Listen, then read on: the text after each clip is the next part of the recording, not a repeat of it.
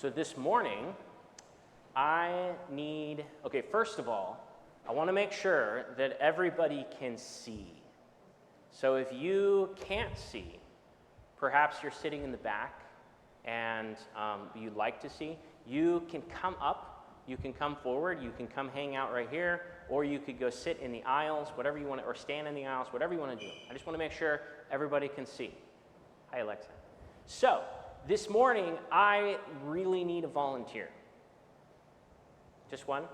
Anybody? Anybody? Do you want to know what you have to do? Yeah, that's wise. I see some. Okay, so the volunteer that I need this morning has a choice to make. They can either wear these beautiful wings that I made, or they can help me put them on my back, whichever one you want to do. Yeah? Alexa? No? Reed? No? Okay, John. All right, you're up. All right. Can I put these on your back? Yeah, or you can put Oh, them okay. on. All right. So everybody can see these. Does anybody know what butterfly I tried to replicate here? Monarch. A monarch. Yeah, that's right. The black and the orange. All right. There we go. All right. Turn around. That's nice. Give him a hand. That's really nice, isn't it? Yeah. So, has anybody ever heard of something called the butterfly effect? Yeah? It's this idea that a very, very small thing can have really unpredictable and very large consequences. So the story was, or the idea was, and this was actually a meteorologist, a guy who studies weather, and he wrote this paper, and he used this as an illustration. He said, maybe a butterfly flapping its wings in Brazil could determine the path of a tornado in Texas. Now, what do you think about that? Do you think that, John, can you, yeah? Do you think that the wings of, the flapping of the wings of a butterfly can actually affect the weather on the other side of the world? That's yeah. I'm going to guess the air moves in the column, so wherever you would have flapping here, it would resonate all the way down the line there, and air all over. Yeah, air. Yeah, that's right. So that idea, though, is really interesting. The idea that you can do one really small thing and it could have consequences that you cannot possibly imagine, and those consequences can be huge. Thank you, John. You can go sit down. It's like bringing a child into the world. That's right. Bringing a child in the world, this tiny baby, and there's so much potential, and you don't know where it's going to go. So Jesus was talking about a couple of those things in the gospel reading this morning. I know it's kind of hot in here, but so this is a good thing. I have some ice water, and I have a cup of just a cup here, and I'm going to pour some of that water. And I feel like, John, you probably deserve a drink. This is a clean cup, I promise. Jesus said, You want me to drink? sure, if you want. Jesus said that anybody who gives a cup of cold water to a child in the name of a disciple will surely receive a reward.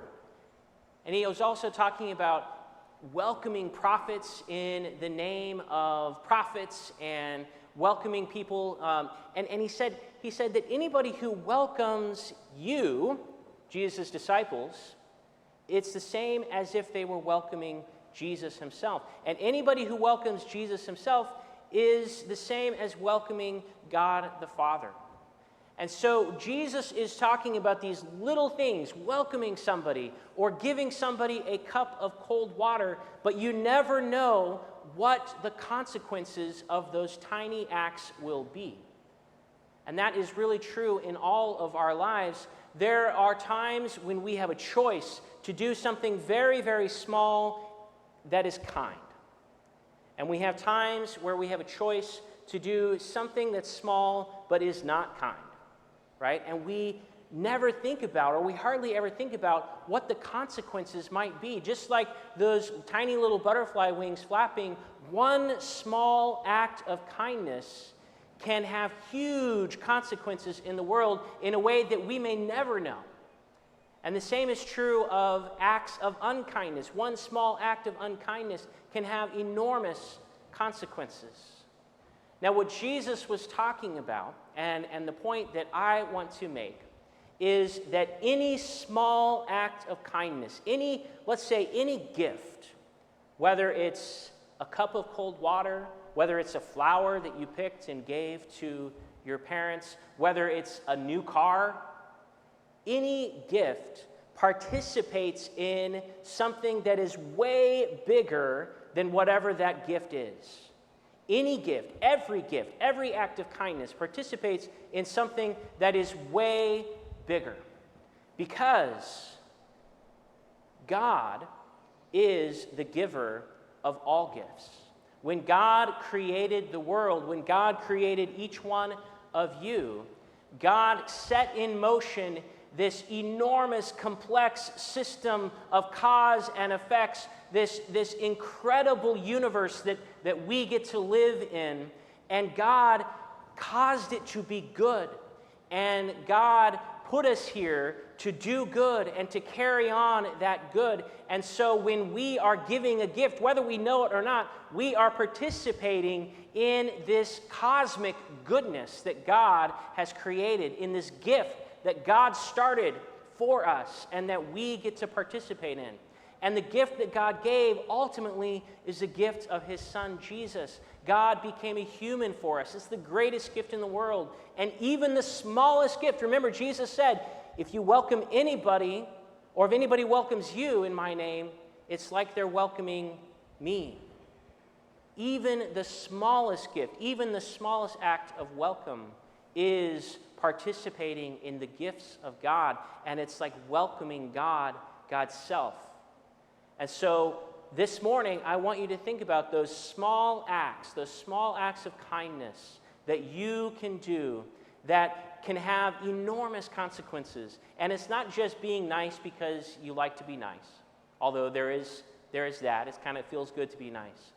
It's you are being kind because you understand that you are participating in the goodness of God, that you are carrying forward the gift that God is giving, and that you are spreading the love of God and the forgiveness of God and the mercy of God in God's world. And that's what it means to be a disciple, to be a follower of Jesus. Amen.